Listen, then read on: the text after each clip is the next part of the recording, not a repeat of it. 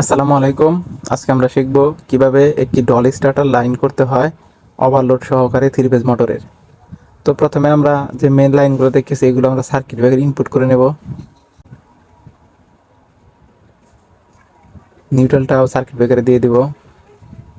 এবার এমসিসিবি থেকে magnetic contact input করব।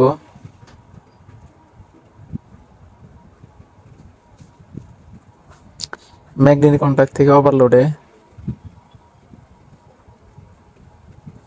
ওভারলোড থেকে মোটরে। এই হলো আমাদের পাওয়ার সার্কিট কমপ্লিট হয়ে গেল। এখন আমরা কন্ট্রোল সার্কিট করব।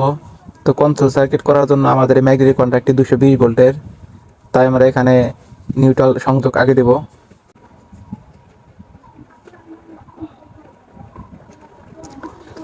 এরপর আমরা একটি ফেজ আগে এই থার্মাল ওভারলোড রিলে নরমালি ক্লোজে ইনপুট করে দেব।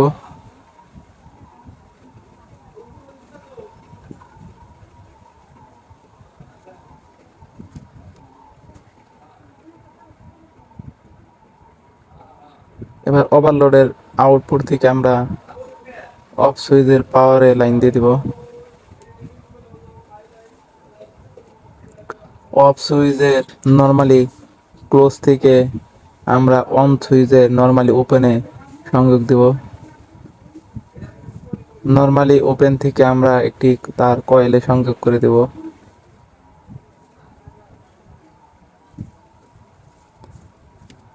অফ সুইচ এবং অন সুইচের নরমালি ওপেনে ইনপুট থেকে আমরা একটি লাইন কয়েলে দিয়ে দিব। ম্যাগনেটিক কন্ট্যাক্টের নরমালি ওপেনে দিয়ে দিব। ওপেন থেকে আমরা A2 তে সংযোগ করে দিলে আমাদের কাঙ্ক্ষিত ডল স্টার্টারটি হয়ে যাবে। তো এখন চেক করার পালা। চেক করার জন্য আমরা প্রথমে সার্কিট ব্রেকারটি অন করে দেব। এখন আমরা যদি অন সুইচটি পুশ করি তখন মোটরটা ঘুরতেছে। অফ সুইচ দ্বারা অফ করতেছি, আবার অন করতেছি। এখন যদি ওভারলোড পুশ করে তাহলে দেখুন মোটরটি বন্ধ হয়ে গেল। এখন আমরা অন সুইচ পুশ করলেও আর অন হচ্ছে না, এই জন্য আমরা ওভারলোড টিপ ছাড়াতে হবে এবং পরে অন করলেই মোটরটি চলবে। আশা করি সকলে বুঝতে পেরেছেন। পরবর্তীতে আমরা শিখব যে কিভাবে লাইট কানেকশন করতে হয়। ভালো থাকবেন, ধন্যবাদ।